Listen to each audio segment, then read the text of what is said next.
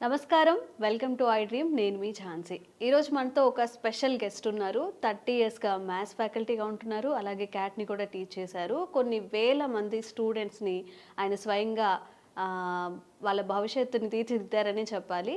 అయితే ఇప్పుడున్న సొసైటీలో పేరెంట్స్ పాత్ర ఏంటి?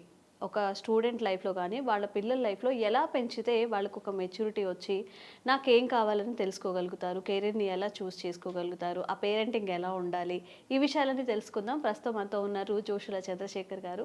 నమస్తే అండి. నమస్తే అమ్మా. సార్, అయితే అప్పటి జనరేషన్కి ఇప్పటి జనరేషన్కి చాలా మార్పులు అయితే వచ్చేసాయి.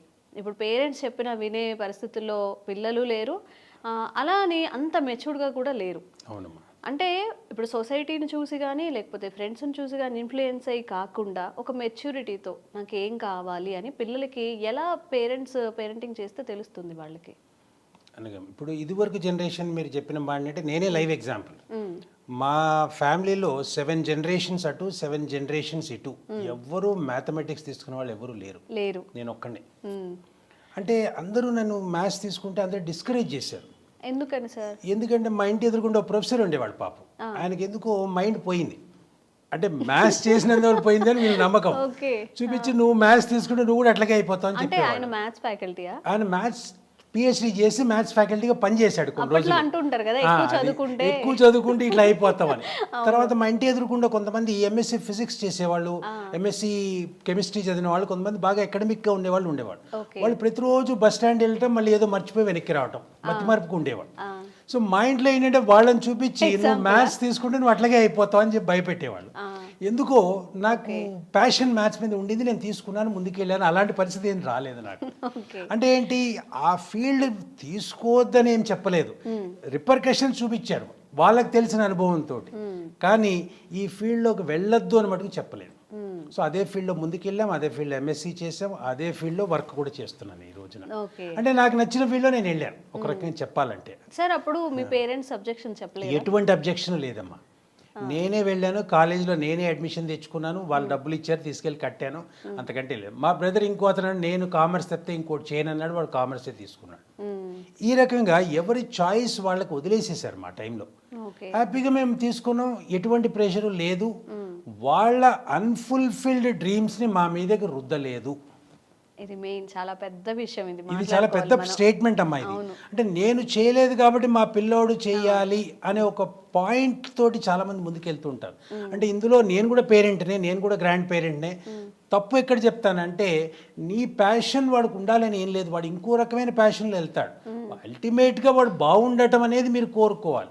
అంతేగాని నేను బీటెక్ చేయలేకపోయాను కాబట్టి వాడు బీటెక్ చేయాలి, అయితే నేను డాక్టర్ చేయలేకపోయాను కాబట్టి వాడు డాక్టర్ కావాలి, అయితే మా పక్కింటోడు డాక్టర్ కాబట్టి వీడు డాక్టర్ కావాలి, మా వెనకాల ఇంటోడు యుఎస్ వెళ్ళాడు కాబట్టి వీడు యుఎస్ వెళ్ళాడు అని ఈ ఫీలింగ్స్ పక్కన పెట్టేసుకుని వాడికి నచ్చింది ఏదో ఐడెంటిఫై చేయడానికి కొద్దిగా హెల్ప్ చేసి, అవసరమైతే ఎవరన్నా మెంటార్ దగ్గరికి వెళ్ళటం, ఎవరన్నా చైల్డ్ కన్సల్టెంట్ దగ్గరికి వెళ్ళటం, అయితే స్టూడెంట్ కన్సల్టెంట్ దగ్గరికి వెళ్ళటం, వాడికి నచ్చిన ఫీల్డ్ ఐడెంటిఫై చేసి దాంట్లో ముందుకు వెళ్ళమని చెప్పి గైడ్ చేస్తే is the best parent I can tell you.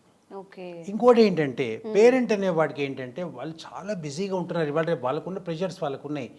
Daily ఒక 10 నిమిషాలు, ఒక హాఫ్ అన్ అవరో, ఒక 1 అవరో పిల్లోడితో కనుక మాట్లాడుతూ ఉంటే వాడి లైఫ్లో ఏమేమి జరుగుతున్నాయో మనకు అన్నీ తెలుస్తాయి.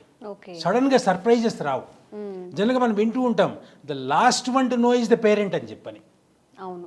ఎందుకు జరుగుతుంది అంటే ఆ పేరెంట్ వాడితో కమ్యూనికేషన్ మెయింటైన్ చేయలేకపోవటం వల్ల వచ్చిన ప్రాబ్లం.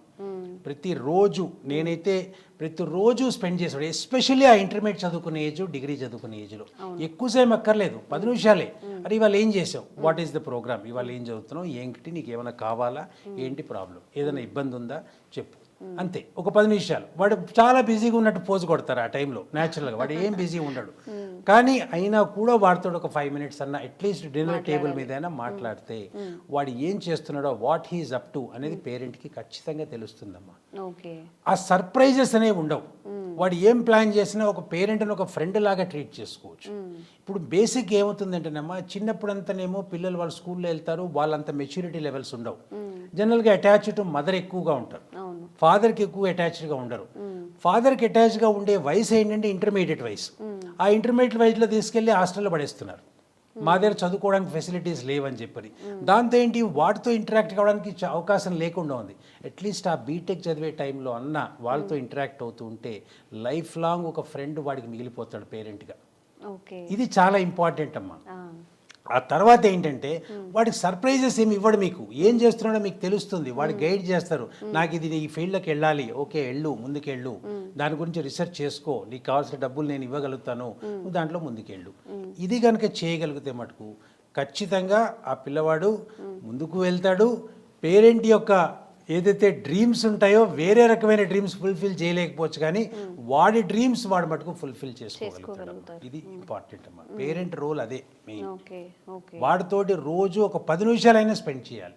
బాబు ఏం చేస్తున్నావు, ఏం తిన్నావు, ఎక్కడ వెళ్తావు, ఇది కనుక్కుంటే ఆటోమేటిక్గా వాడు ప్రతిరోజు ఒక అలవాటు అయిపోతుంది. అట్లీస్ట్ మనకేం తెలుస్తుందంటే వీడితో నేను టైం స్పెండ్ చేశాను, బీటెక్ అయిపోయిన తర్వాత వాడు ఏ అమెరికానో వెళ్ళిపోయి ఎక్కడో వెళ్ళిపోతే వాడు మళ్ళీ అసలు ఎప్పుడు మళ్ళీ ఆ పిల్లవాడు మనకి దొరకడు. అందుగురించి ఆ ఏజ్లోనే వాడిని పట్టుకుని వాడితో కనుక ఇంటరాక్ట్ పెట్టుకుంటే లైఫ్ లాంగ్ ఎటువంటి ఇబ్బంది వచ్చినా వాడు హెసిటేట్ చేయకుండా పేరెంట్ని అడుగుతాడు. సరే, అంటే పేరెంటింగ్లో ఇంకొక టైప్ కూడా ఉంది. అసలు మాట్లాడకుండా కమ్యూనికేట్ చేయని వాళ్ళు ఒకళ్ళు అయితే ఎక్కువ ఎమోషన్గా కనెక్ట్ అవుతూ ఓవర్గా చేసేవాళ్ళు.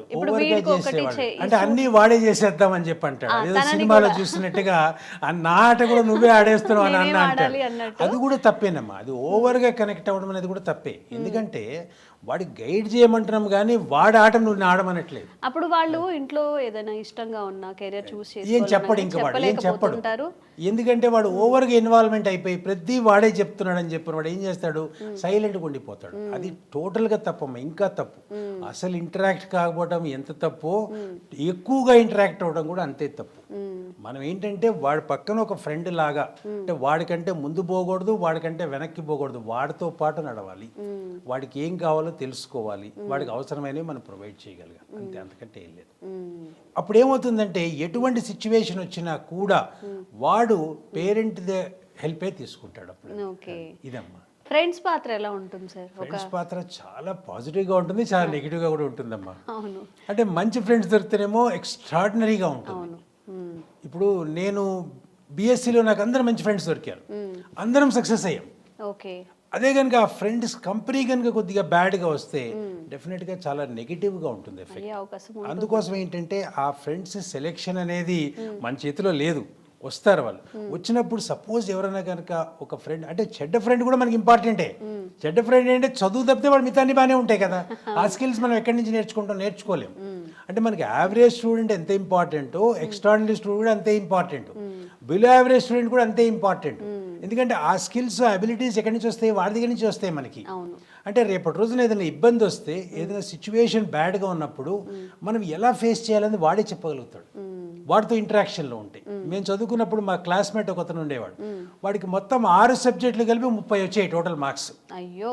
వాడు యాటిట్యూడ్ చూడండి, వాడు ఏమంటాడు తెలుసా, అరే నాకు 6 సబ్జెక్టులు కలిపి 36 కూడా రాలేదురా అని నవ్వుకుని వెళ్ళిపోయాడు అంతే. అంటే వాడు పాజిటివ్ యాటిట్యూడ్ నాకు ఆ రోజు నుంచి ఈ రోజు వరకు అనిపిస్తే వాడు ఎట్లా ఉండగలిగాడు అట్లా అని చెప్పని. వాడు తర్వాత రైల్వేలో జాబ్ వచ్చింది, ఘాటుగా పని చేశాడు, బాగానే ఉన్నాడు, రిటైర్ అయ్యాడు, సక్సెస్ఫుల్గానే ఉన్నాడు వాడు కూడా. అంటే ఏంటి, వాడు యాటిట్యూడ్ నాకు చాలా నచ్చింది. అంటే వేరే వాళ్ళు కింద పడి పొలిగింతలు పెట్టి ఏడుస్తుంటే వాడు ఏడవలేదు. వాడు అన్న ఒకటే ఒక పాయింట్ నాకు ఈ రోజు కూడా నాకు మైండ్లో తిరుగుతూ ఉంటుంది. ప్రతి పిల్లాడికి ఎవరికైనా తక్కువ మార్కులు వస్తే వాడిని కోట్ చేస్తుంటారు, ఏమి పర్వాలేదురా, ఒక ఎగ్జామ్లో తక్కువ మార్కులు వచ్చినందువల్ల నష్టం లేదు. అందుగురించి ఏంటి, ఫ్రెండ్స్ పాత్ర కరెక్ట్ ఫ్రెండ్ దొరికితే మటుకు ఎక్స్ట్రాడినరీగా ఉంటుందమ్మా. వాడు తీసుకెళ్ళి ఎక్కడో శిఖరం మీద కూర్చోబెడతాడు, అదే బ్యాడ్ ఫ్రెండ్ దొరికితే ఎక్కడో పాతాళంలోకి పడేస్తాడు. సో ఆ సెలెక్ట్ చేసుకునేటప్పుడు కొద్దిగా జాగ్రత్తగా ఉండి వాడితో పాటు ఉన్న పాజిటివ్ లక్షణాలు నేర్చుకుని మన పాజిటివ్ లక్షణాలు వాడికి ఇచ్చి వాడి నెగిటివ్స్ తక్కువ చేయడానికి ప్రయత్నం చేయడమే మనది కూడా యాజ్ ఎ ఫ్రెండ్ రోల్ అది. So definitely friends role will have a major say. అందుకొచ్చి ఆ సెలెక్ట్ చేసుకునేప్పుడు కొద్దిగా జాగ్రత్తగా వెతుక్కుని సెలెక్ట్ చేసుకోవడం. అంటే మనం ట్రై చేయలేం, ప్రతిసారి మనకు మంచి వాళ్ళు దొరకరు, కానీ దొరికిన వాళ్ళలో కూడా కొన్ని మంచి విషయాలు ఉంటాయి, అవి నేర్చుకోగలిగితే సరిపోతుంది. అంటే మనకైనా తెలివితేటలు ఉండాలంట, లేదా తెలివితేటలు ఉన్నవాడైనా మనకు ఫ్రెండ్ ఉండాలంట. అంటే either you be smart or be in the company of smart people. ఈ రెండిట్లో ఏదైనా పర్వాలేదు. నువ్వు స్వతహాగా తెలివైన దాని అయితే అవసరం లేదు ఎవరు. తెలివితేటలు లేనప్పుడు తెలివైన వాళ్ళని పట్టుకుంటే వాటితో పాటు మనం ముందుకు వెళ్ళిపోతాం అమ్మా. ఇది this is what is required. చాలా మంచి విషయాలు చెప్పారండి. Thank you. నమస్తే అమ్మా.